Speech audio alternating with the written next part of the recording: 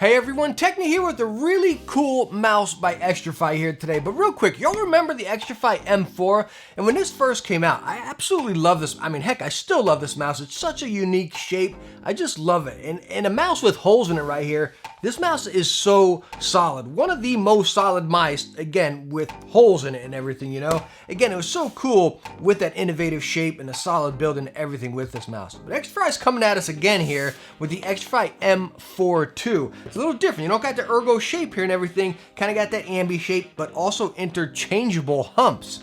Let's take a look at this. So inside your box, you're gonna get your mouse and two ABS keycaps, and they're pretty cool. One's Xtrfy, one says GG, and the color varies per style you get. Underneath that, you can get a little packet full of your paperwork with a quick start guide, a little manual, because everything can be controlled right on this mouse, which I absolutely love. Xtrfy sticker, and then some replacement feet. Now, where I want to start with this mouse before we get into the dimensions, the shape, and all that stuff, you know, I want to cover the build. And again, going right off the tail end of that M4 I talked about, this guy lives right up to that Xtrfy build. This thing is stinking solid. No flexing, no creaking, no cranking, no nothing, no button wobble up front.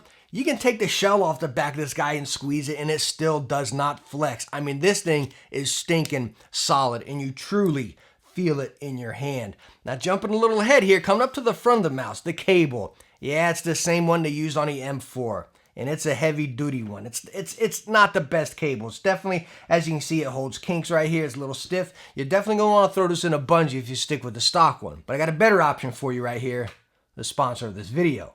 Lethal Gaming Gear. Lethal Gaming Gear offers all the accessories for your mouse here, from your mouse feet, your grips, your paracords, mouse pads, micro switches. Now, I use so many Lethal Gaming Gear paracords on my mice these days, and the great thing about them is the simplicity of installation. That's because Lethal Gaming Gear offers 3D printed stress reliefs for many of the popular mice shapes. And the cool thing about these is they simply just attach into your mouse. You don't gotta use a heat gun or, you know, start burning your paracord anymore. Take the old one out, put the new one in, bam, and you're ready to start gaming. So make sure to go check out Lethal Gaming Gear today for all your mouse accessories. Now, when we flip the mouse over and look at the underside, we're using a 3389 sensor. Absolutely spot on. You have your DPI switch right on the left there, and you have plenty of preset DPIs, and it changes colors whenever you switch them there. Right below that, you have your polling rate switch, and then these feet. The feet are plenty good on the top and bottom right there. They stick out nice and rounded, no drag, very smooth glide. As you can see on the white one, the middle foot's not on there. It doesn't come installed. It's actually included in that replacement pack there. And I put it on the black one here, and there's really no difference. When you look at the middle foot at the angle here, it pretty much sits lower than the top and bottom foot right there. So again, the middle pad, kind of useless. All right, so now let's go on and touch on the dimensions of the M42 here. And I had to pull out 3 different mice, even for myself, to kind of wrap my mind around this. And hopefully this will help you guys out as well. So number one, we're going to talk about the M4 just because, heck, it's the other Xtrfy mouse, so you can kind of compare it to that. But the other two that were really in the back of my mind while using this mouse is the Viper Mini and then the Roccat Burst Pro. So while we're looking at these numbers right here, number one, touching on the M42. As you can see with those dimensions, it is a small mouse. I'd probably put it in that tiny bracket. Definitely way too small for me. It is a tiny mouse. Now, looking at it compared to the M4, the dimensions aren't that far off, but let me tell you what, yeah, it's an ergo mouse, so it's gonna feel a little bit bigger, but it feels big compared to the M42. That's how small the M42 is again. Now, coming over to the Viper Mini, that's what I'd almost exactly compare the M42 like. That's what it feels like in my hands to a T. Viper Mini, a little bit thinner on grip width right there, which you do notice, but that's probably a spitting image of what I compare it to with that lower hump on it, the hump towards the middle. Now, when we come over to the Roccat Burst Pro, why I had this mouse out here is because that's what the other hump felt like. If I put the hump that's directed towards the back, felt like the Burst Pro where it catches you in the back of the hand. So let me break this down a little bit better here. Again, I just brought out the M4 just to help you comparison if you've used the other Xtrfy mice before, kind of be able to break it down if you're looking to that. But the thing I really wanted to show you here, why I have the Viper Mini and then the Burst Pro out here. Now, the Burst Pro feels jumbo compared to either of these two, and this is a smaller mouse, at least for me. You know what I mean? But it definitely feels big compared to these. But again, why I got both of these out here? Number one, let's start with this interchangeable back. This is where I put it as the Viper Mini. It's exactly what it feels like in the hands. Again, the Viper Mini swoops in a little bit more on that grip width right there. And yeah, you do notice that little bit, but that's pretty much exactly what this mouse feels like right here. Now, again, going back to the Burst Pro, whenever I take and put that big hump on, not big hump, because the hump is the exact same height. I keep mixing it up. The hump just goes towards the back. That's the only thing. The height doesn't adjust or anything. It just pulls that hump towards the back right there. And that's what I get with the Burst Pro. Kind of think ZA series. Not that drastic, of course, you know what I mean? But again, the hump's towards the back, catches in the back of your palm.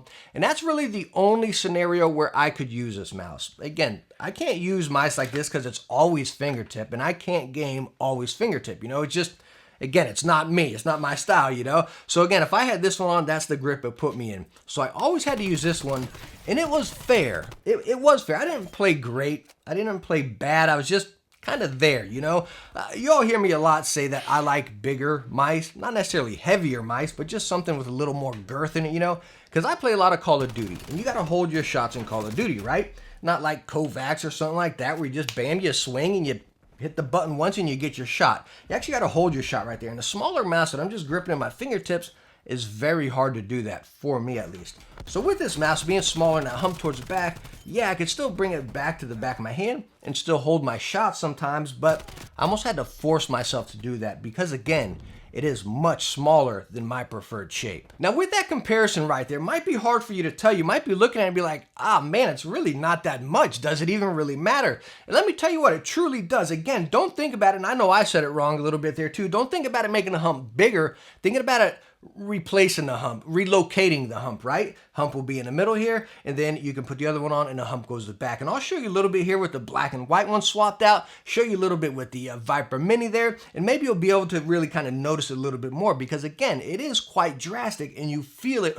while you're gaming. Again, being able to pull the mouse into the back of your hand with the hump towards the back, or then again with the lower hump or the hump in the middle that kind of drops off there, you can really get that nice fingertip and it doesn't hit you in the back of the palm if that's what you like, just flicking and dipping constantly. So again, with both interchangeable backs, it is honestly a noticeable difference. Now the M42 they're stating comes in at 59 grams. That's pretty much what I get on my scales, around 60 to 62 right there with the cable. But again, with the build and the interchangeable back being so stinking solid, coming in at that lightweight is awesome. Now the buttons and the placement on the M42 are absolutely fantastic. Side buttons, very nice and crispy, right to the point right there. Stick out a little bit so you can clearly decipher them, little gap in the middle right there. Now 1 and 2. These are so cool. Maybe the first mouse I felt like this. The finger grooves are not just up towards the front of the mouse right there.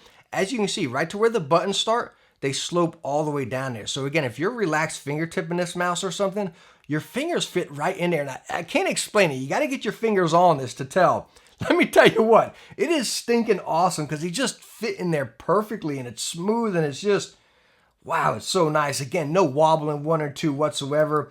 Little bit of pre-travel. Not much post because you can see it's got that little lip of the RGB in there. Bottoms out right on that. Nothing drastic, nothing noticeable in game. Very solid. Scroll wheel. Whew. Perfect. Smooth, tactile. Not too firm, not too light. It's just perfect. It really is right there. Then you have your DPI button on the front. And you can also adjust the RGB right on the mouse. No softer needle or anything. Adjust your effect, your solid colors. Everything can be adjusted right on the mouse. And it saves to the mouse.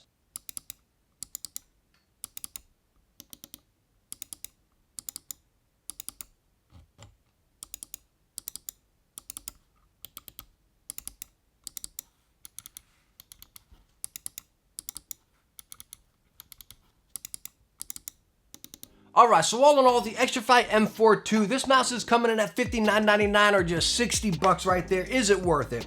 100% yes, I do think it's worth it. Again, it's solid, it's innovative, it's just an absolute joy to have in the hand. And when I use this mouse, I just sit here and I'm like, Xtrfy, please make it in a bigger version, you know what I mean? Again, the only downfall, the only negative I can say about this mouse is the cable. It's not the best. You're gonna need at least a bungee for this guy. But again, I highly recommend you going to scoop up one of those lethal gaming gear paracords and you'll be complete right there. Yes, the mouse is too small for me, so I can't main it.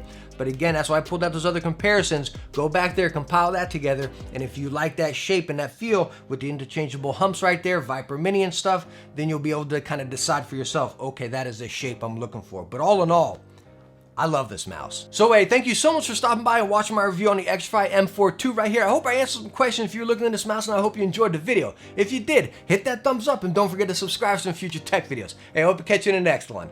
Bye now. Wait, hold on. We gotta do one thing real quick for all the people on Reddit that don't like my thumbnails. They always say they're cringy. Let's get these. How can we do this, guys? Hold on. Let's get a cringy thumbnail just for all of our Reddit fans. This is for all you guys. You should feel privileged.